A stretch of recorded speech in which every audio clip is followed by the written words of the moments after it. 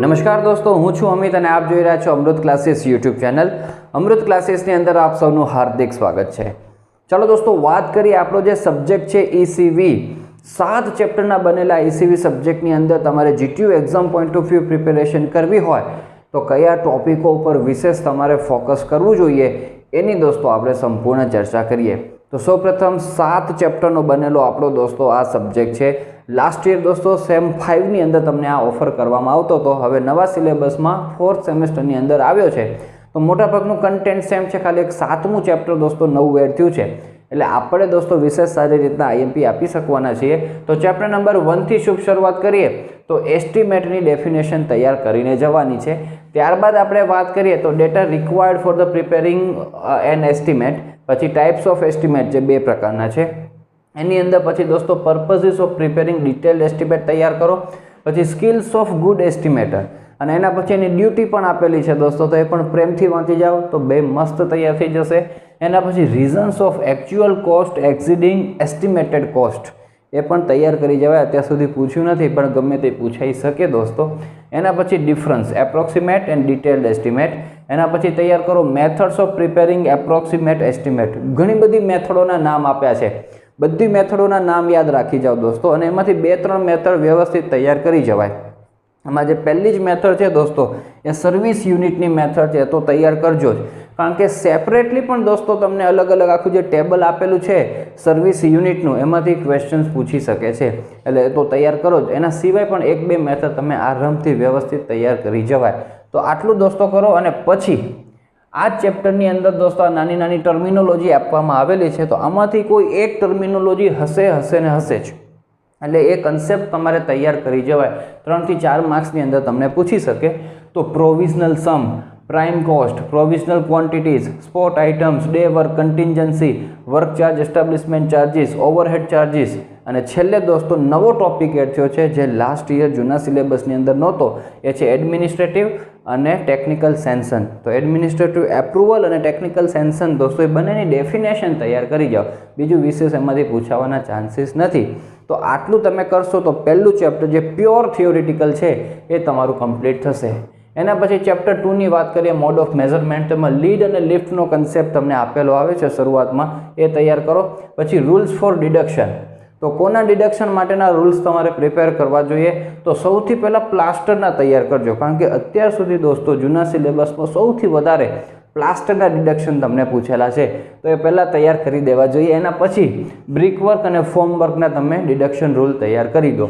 એના પછી વાત કરીએ તો મલ્ટીપ્લાઇંગ કોન્સ્ટન્ટ દોસ્તો મોસ્ટ ઇમ્પોર્ટન્ટ હતા, એમાંથી તમને સીધા પૂછી શકે છે ઓકે, અને મેઝરમેન્ટ યુનિટ પણ પૂછશે, 2-3 કોઈ પણ આઇટમ્સ કહી દેશે એના મેઝરમેન્ટ યુનિટ, તો બહુ મોટું ટેબલ તમને આપવામાં આવેલું છે એટલે પ્રેમથી દોસ્તો જૂના છે એ તમારે પેપર્સ ડાઉનલોડ કરવાના અને એ પેપરમાંથી તમારે જોવાનું કે કયા મેઝરમેન્ટ યુનિટ, કયા મલ્ટીપ્લાઇંગ કોન્સ્ટન્ટ એ તમને પૂછેલા છે, એટલા તો વ્યવસ્થિત તમારે પ્રિપેર કરી જવા જોઈએ। અને આ સબ્જેક્ટની દોસ્તો વિશેષ સારી પ્રિપેરેશન તમારે કરવી હોય તો આપણે આનો ક્રેશ કોર્સ લોન્ચ કરેલો છે માત્ર 250 રૂપીસની અંદર અમૃત ક્લાસીસ એપ્લિકેશનની અંદર અવેલેબલ છે, તો એનો પણ તમે લાભ લઈ શકો છો, જેની અંદર વિડીયો લેક્ચર્સ પ્લસ નોટ્સ પણ તમને એની પ્રાપ્ત થઈ જશે। ચાલો, અને માત્ર જેને નોટ્સ જોતી હોય તો એ પણ અવેલેબલ છે। ચેપ્ટર 3 સ્પેસિફિકેશનની વાત કરું દોસ્તો તો એમાં ડેફિનેશન આપવામાં આવેલી છે સ્પેસિફિકેશનની, એ તૈયાર કરો। પછી એના પર્પઝિસ, ટાઈપ્સ, પ્રિન્સિપલ દોસ્તો મોસ્ટ ઇમ્પોર્ટન્ટ છે એ તૈયાર કરાય અને સ્પેશિયલ પછી દોસ્તો અમુક ક્વોન્ટિટી માટેના, અમુક આઇટમ માટેના તમને સ્પેસિફિકેશન્સના સેમ્પલ આપેલા છે, એમાં તમારે સૌથી પહેલાં તમારે તૈયાર કરવું હોય દોસ્તો તો તમારે RCCનું, ફર્સ્ટ ક્લાસ બ્રિક વર્કનું, પ્લાસ્ટરનું અને પછી એસ્કેવેશનનું, એ સિક્વન્સ પ્રમાણે તૈયાર કરજો। અને 1-2 તૈયાર કરશો તો જે સેમ મટીરિયલ આવે છે દોસ્તો તો કોપી પેસ્ટ જ કરવાના છે। તો આ પહેલાં 3 ચેપ્ટર જે પ્યોર થિયોરિટિકલ છે એ તમારા અહીંયા પ્રેમથી પૂરા થાય। એના પછી દોસ્તો ચેપ્ટર 4 આપણે રેટ એનાલિસિસથી શુભ શરૂઆત કરીએ। હવે તેમાં definition, purposes, factor affecting, SOR, task work, બરાબર, એના examples, factor affecting task work, આ બધું, એટલે આ બધી થિયરીમાં આટલી જ થિયરી છે, આમાંથી કોક ને કોક થિયરી દોસ્તો દર વખતે પૂછતા જ આવે છે, એટલે બધી થિયરી આપણે તૈયાર કરાય, બધી IMP છે, બરાબર। ફેક્ટર અફેક્ટિંગ ટાસ્ક વર્ક, પછી ફાઇન્ડ ધી ક્વોન્ટિટીઝ દોસ્તો, હવે અહીંયા છે ને આ તમારે રેટ એનાલિસિસનો सम्स પણ તમને આ ચારમાંથી કોઈ પૂછશે દોસ્તો। એમાં પીસીસી, આરસીસી, બ્રિક વર્ક અને પ્લાસ્ટર વર્ક આ ચારના રેટ એનાલિસિસ વ્યવસ્થિત તૈયાર કરવાના થાય। પણ એ રેટ એનાલિસિસ તૈયાર કરો એની પહેલાં તમારે ક્વોન્ટિટી ફાઇન્ડ કરતાં આવડવું જોઈએ, કારણ કે સેપરેટ તમને ક્વોન્ટિટી ફાઇન્ડ કરવાનું પણ કહી શકે કે ભાઈ 1 મીટર ક્યુબ બ્રિક વર્ક માટે કેટલી બ્રિક્સ અને કેટલા મોટરની રિક્વાયરમેન્ટ છે એ તમે આપો। આ 1 મીટર ક્યુબનું તમને 5 મીટર ક્યુબ માટેનું પૂછી શકે, તો 1 મીટર ક્યુબનું આવડતું હશે તો બાકી બધાનું આવડી જાય। તો એ ક્વોન્ટિટી ફાઇન્ડ કરતાં પણ આપણે આપણા એ ક્રેશ કોર્સની અંદર શીખવાડ્યું છે દોસ્તો, મસ્ત એકદમ સરસ મજાના આપણે ટેબ્લેટની અંદર લખીને તો તમારું મસ્ત ક્લિયર થઈ જશે। તો જેને લાભ લેવો હોય એ હજુ લાભ લઈ શકે છે। એના પછી વાત કરીએ દોસ્તો ડિટેલ એસ્ટિમેશન, જબરજસ્ત ચેપ્ટર છે, આખા ઈસીવીનો રાજા આ છે। ઈસીવી ચેપ્ટર લોકોને હાર્ડ લાગે છે આના કારણે લાગે છે, જેને ઇઝી લાગે છે આના કારણે લાગે છે। તો આ ચેપ્ટર વ્યવસ્થિત તમારે પ્રિપેર કરવું હોય તો આ ચેપ્ટરને સૌપ્રથમ તમારે દોસ્તો 3 પાર્ટની અંદર ડિવાઈડ કરી દેવું પડે। 3 પાર્ટની અંદર તમે એને ડિવાઈડ કરો તો પાર્ટ 1 એ રેસિડેન્શિયલ બિલ્ડિંગનો છે, જેમાં એક ઘરનો પ્લાન અને સેક્શન આપવામાં આવે છે। એમાંથી તમારે ક્વોન્ટિટી ફાઇન્ડ કરવાની હોય છે।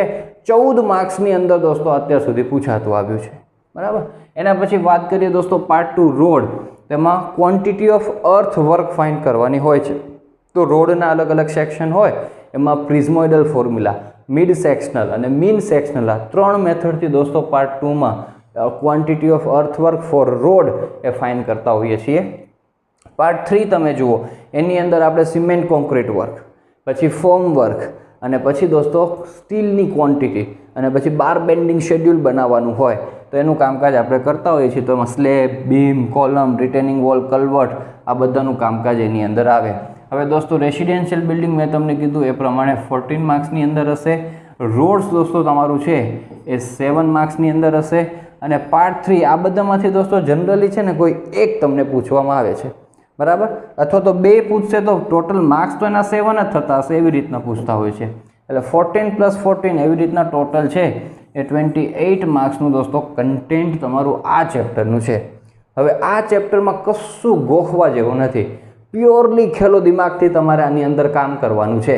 એટલે સમજી જશો દોસ્તો તો રમતા રમતા કામ કરી શકશો। તો આગળની જે થિયરીવાળા ચેપ્ટર છે એ વાંચવા કરતાં તમને આનું કામ કરવાની મજા આવશે। અને જો નહીં સમજ પડે દોસ્તો તો પછી તેને ગમે એટલા માથાકૂટો કરશો, યાદ રાખવાનો પ્રયત્ન કરશો પણ આમાં નવડા નહીં મળે। એટલે સમજીને તૈયાર કરાય। તો તમને સમજાવનારું કોકને કોક તો હોવું જ જોઈએ, કે તમે જે કોલેજની અંદર સ્ટડી કરો છો તેના પ્રોફેસરો પાસેથી સમજો, કે તમારા મિત્રો પાસેથી સમજો। આ બંનેમાં કાંઈ સેટઅપ ન થતું હોય તો અમારા ક્લાસીસની અંદર જોડાઈ શકો છો। એની અંદર દોસ્તો આ બધા જ એ આપણે ટોપિક કવર કરાવેલા છે અને બધા જ દોસ્તો જીટીયુ એક્ઝામની અંદર જે ન્યુમેરિકલ્સ આ બધામાંથી પૂછાયેલા છે એ ન્યુમેરિકલ્સનું જ કામ કરાવેલું છે જીટીયુના। એટલે એક પ્રકારના પેપર સોલ્યુશન્સ થયેલા છે, તો એનો તમે લાભ ક્રેશ કોર્સની અંદર લઈ શકો છો। ચાલો દોસ્તો, તો આ પાર્ટ 3 આવી રીતના આપણે તૈયાર કરવાનો થશે। પછી ચેપ્ટર નંબર 6 વેલ્યુએશનની વાત કરું તો આમાં પણ દોસ્તો થિયરી અને ન્યુમેરિકલ્સ બંને છે અને બંને પૂછાતા પણ હોય છે। તો વેલ્યુએશનની અંદર ડેફિનેશન અને ડિફરન્સ, કોસ્ટ, પ્રાઇસ અને વેલ્યુના તૈયાર કરો। પછી એસ્ટિમેશન અને વેલ્યુએશનનો ડિફરન્સ તૈયાર કરો। ઓબ્જેક્ટ્સ ઓફ વેલ્યુએશન, પછી શોર્ટ નોટ અને ડિફરન્સ 2 રીતના પૂછી શકે છે, ડેપ્રિશિએશન અને ઓબ્સોલેન્સીસ। તો આનો કન્સેપ્ટ સમજી જજો, બહુ મસ્ત છે।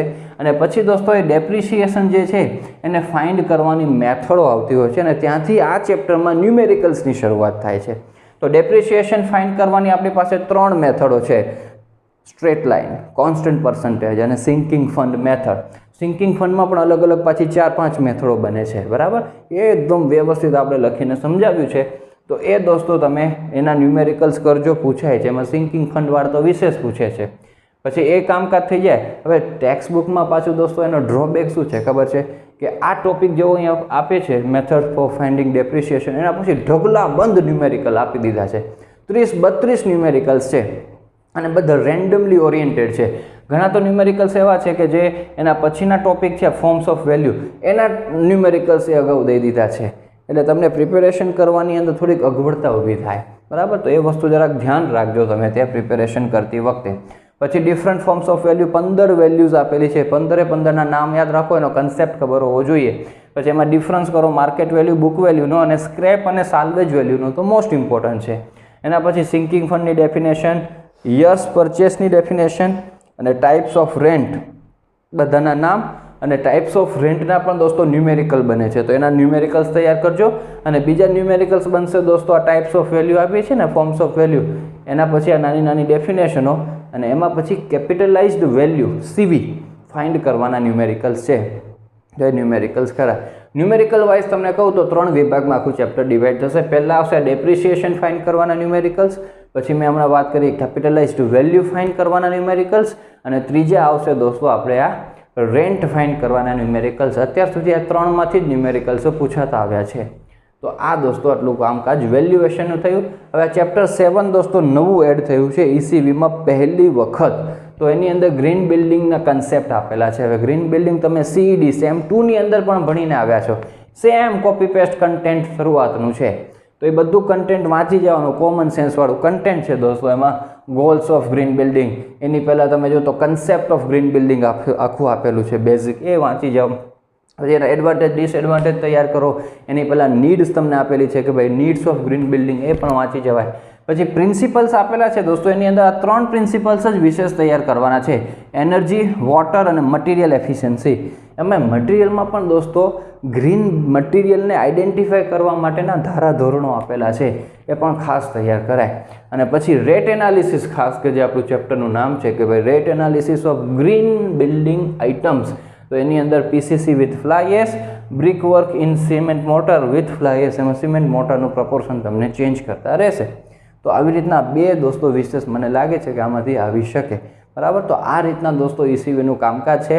આટલી પ્રિપેરેશન તો એટલીસ્ટ તમારે કરીને જવાય, આનાથી વિશેષ કરી શકો તો સારી છે. તો આ રીતના દોસ્તો તમે ખૂબ સારી પ્રિપેરેશન કરી અને ખૂબ સારા કોન્ફિડન્સ સાથે મસ્ત એક્ઝામ લખી શકો એવી શુભેચ્છાઓ અને શુભકામનાઓ સાથે આ વિડીયોની કરીએ આપણે સમાપ્તિ.